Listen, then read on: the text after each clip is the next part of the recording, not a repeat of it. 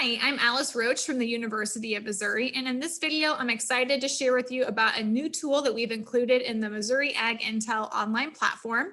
This new tool enables Missouri producers to gauge market opportunities for specialty crops in their local areas. Before I dive too much into talking about that new tool, though, I do want to provide some basic background about Missouri Ag Intel.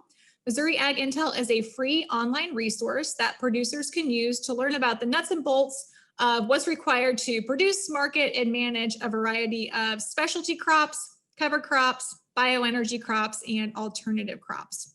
So this spring, we did add a new tool to Missouri Ag Intel, and that new tool is called the Missouri Consumer Food Preferences Maps. Within those consumer food preferences maps, we're sharing consumer preferences collected from a survey of 945 Missouri consumers, and we conducted that survey in December of 2020 and asked consumers their preferences about 21 different specialty crops. To participate in the survey, consumers must have said that they lived in Missouri, and they also must have said that they were either a primary or co-primary grocery shopper for their families.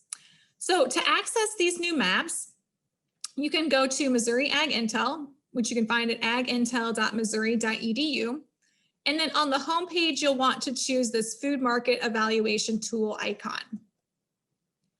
When you click it, you'll see that a new page will load, and then you'll want to choose go to the Missouri Consumer Food Preferences Maps, this blue button toward the right-hand side of the page.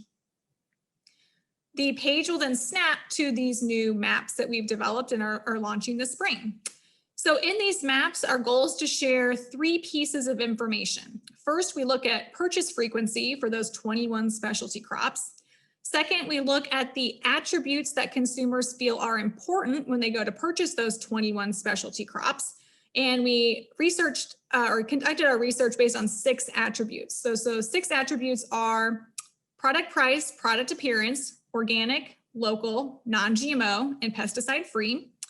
The third piece of information that we collected was asking consumers whether they felt like they had adequate access to Missouri-grown specialty crop products when they shopped at 4 types of distribution outlets. So those would be club and warehouse stores, farmers markets, direct from farm, and grocery stores.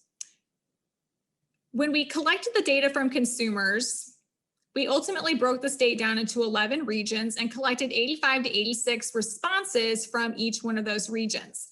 When we analyzed the data for each question, we produced a regional score or average, and then compared that regional score or average to the state score or average to find the extent to which the regional score or answers varied from how a typical Missouri consumer answered the question. So then the shading that we present here in the map is suggesting relative to the average Missouri consumer, how did consumers in a particular region respond to this question? So you can begin generating maps by following just 3 simple steps. The first is to choose a crop here on the leftmost drop-down menu. So you can see there are 21 crops here. Let's assume we want to take a look at preferences for tomatoes. So we choose tomato. And then you'll see the purchase frequency map will automatically load. In this purchase frequency map, again, we're trying to get at how often are consumers purchasing a given crop, in this case, tomatoes.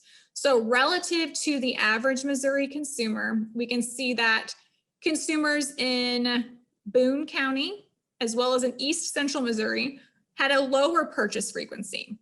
And consumers here in the northern 2 regions and in the southeast region of the state, they tended to have a higher purchase frequency. So given this information, we can gauge level of experience with buying a certain specialty crop by region in Missouri.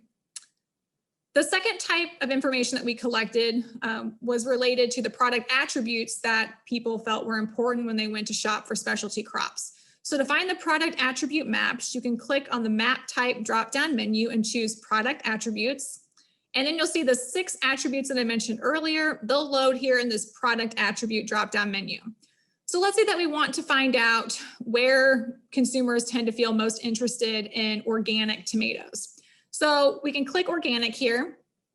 And in the map that loads, you can see that relative to the average Missouri consumer, consumers in Kansas City's region, as well as in the West Central region of the state, they were more likely to think that the organic attribute was important when purchasing tomatoes, and consumers in the Northwest region of the state, Boone County, and in the Central region, they were less likely than average to think that organic was an important attribute when purchasing tomatoes.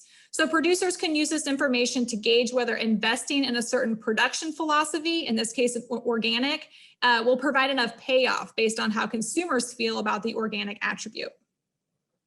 The third piece of information that we collected, again, was looking at whether distribution channels in the eyes of consumers had adequate access to Missouri grown options. So we can choose distribution channels here from the map type dropdown. And then the third dropdown on the screen will present the 4 distribution channels that we took a look at.